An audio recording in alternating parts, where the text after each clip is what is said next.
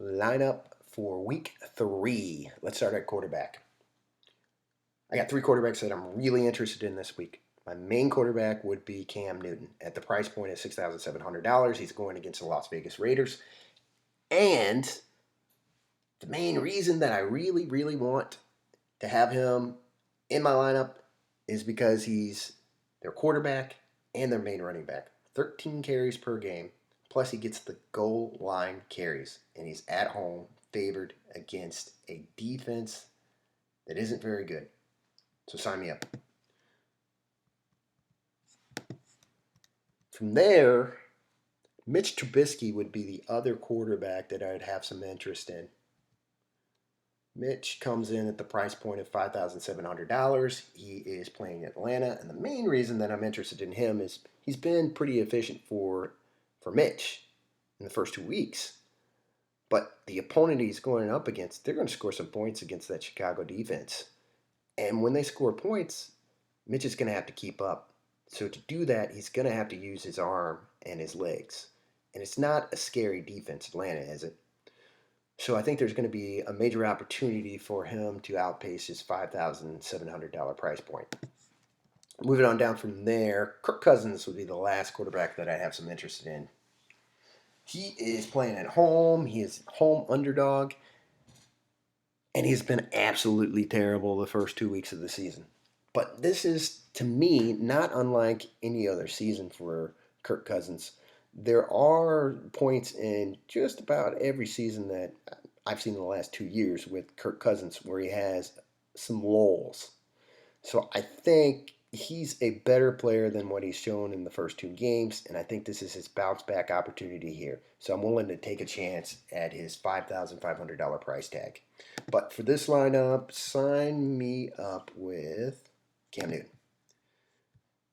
Running back, a little bit more straightforward. I'm looking for the most opportunity that I can get in my lineup here. So these are going to be players that are rather chalky. And Cam Newton's chalky too as well. But they give me the most opportunity against fairly decent defenses. And in Henry's case, that's the second running back that I'd have some interest in. Minnesota's defense is not that good against the rush. So Elliott and Henry would be my main interests. So Elliott and Henry are the second and third running backs when it comes to opportunities. Moving on from there, I would have some interest in Taylor too as well. He's the number one back, and he's at home going against the worst team in the NFL. So there will be some opportunities, especially if they get up big, for them to salt the game away by rushing. This means he could have a lot more opportunities than what you would normally see him have. If you are concerned about salary, there's going to be 4 running backs that are mentioned a lot. Henderson with the Rams, Dion Lewis, Mike Davis, and McKinnon. Now, if you look at it, the price range is from $5,400 to $4,900. So if you need some relief there, that's a situation that you can capitalize on.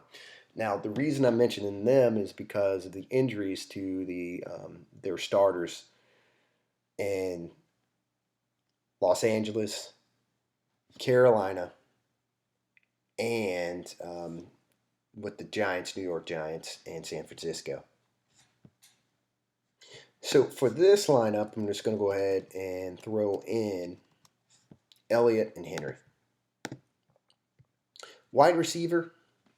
Now, I do have some love for Hopkins, Thielen, Godwin, for obvious reasons. They're number one wide receivers. In Godwin's case, he hasn't proven that, but I believe he is. He's a slot receiver. And Tom Brady is in love with his slot receivers. So I believe he'll end up being the main wide receiver. Well, we shall see. But moving down from there, for this lineup, A.J. Green would be the first wide receiver that I would think about. And the main reason is he is the number one target for Cincinnati. Now, he hasn't caught a lot of those passes, and if you watch the game, you'll know why. Some of them haven't been on target. But as the season goes on and he continues to get those opportunities, I believe that they're going to start connecting a lot more. And if they connect a lot more, he's going to score a lot more. Hilton would be the other wide receiver I'd have some interest in. He's at home and he has massive home road splits. He plays a lot better at home than he does on the road.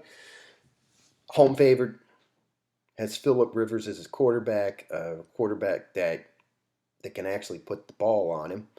So I think, especially with what he's done in the first 2 weeks, he's not been very good, but he's still getting the targets.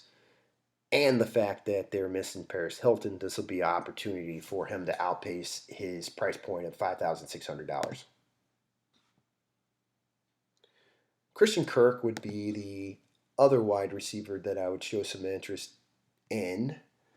So the deal with Christian Kirk with Arizona is that Christian Kirk is the main deep threat for Arizona. When you look at the amount of targets that he's getting from the first 2 weeks of the season, you'll see that he actually is the third target on the team. But if and I'll put it this way, Murray's going to continue to throw him a lot of deep targets, and all he needs to do is connect on one or two of them to outpace his price tag.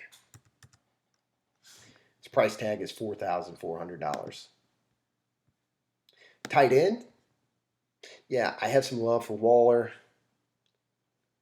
Ertz, and Goddard. Waller, he's Las Vegas's main wide receiver. Not their main tight end, but their main wide receiver. So yeah, I have some interest. But for this lineup, we would need some salary relief. If we go down a little bit further, obviously Zach Ertz and Goddard, the only problem I have with those two is which one will you pick? I don't think there's going to be too many games where they both perform or outpace their price tag. So I'm going to move on down from there and rest my eyes on Schultz at the price tag of $4,500. The main reason is because I'd want a piece of this Dallas Seattle game. It's got a 55-point over under, and what better way to get a piece of it than to take the tight end from Dallas. Now, for this lineup, I think that I would rest my eyes on Logan Thomas. Thomas has run a massive amount of routes, gets a lot of targets. In fact, I think he is averaging 8.5 targets per game. Yes, he is. So, with that amount of targets and the price point being $3,700, and the fact that Cleveland's defense hasn't been very good against tight ends, I think this would be an opportunity for him to outpace his price tag. He didn't do it last week, but that's why you go back to the well. Should have lower ownership just because he wasn't able to capitalize on his situation last week. All right, defense. Defense, three defenses that I'm interested in. I'm interested in the Colts.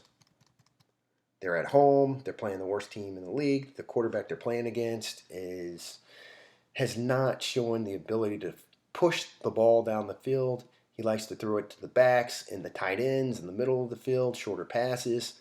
And I don't think they're going to be able to score many points against them. Plus, he's not a mobile quarterback, opportunity for sacks. And when Indy gets up on the Jets, he may be willing to force the ball. And when that happens, it should lead to interceptions. But the price tag is pretty steep. So let's move on down from there. The Patriots would be the other defense that I'd be interested in. They're playing the Raiders. The Raiders have been pretty good the first 2 weeks. But they're playing the Patriots in Foxborough. They are underdogs.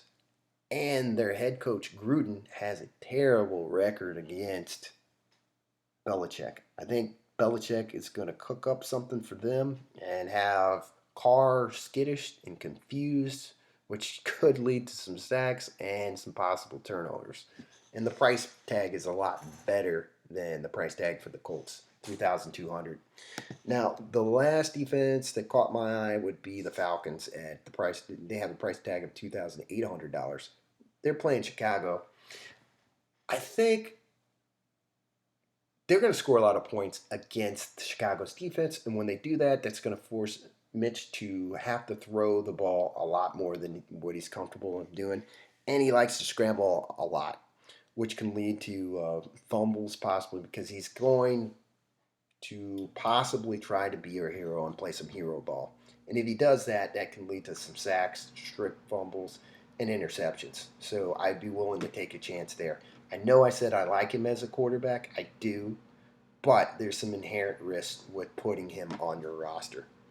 So let's put the Patriots in this lineup. And to close this lineup up, let's go ahead and pair Cam Newton with N'Keal Harry.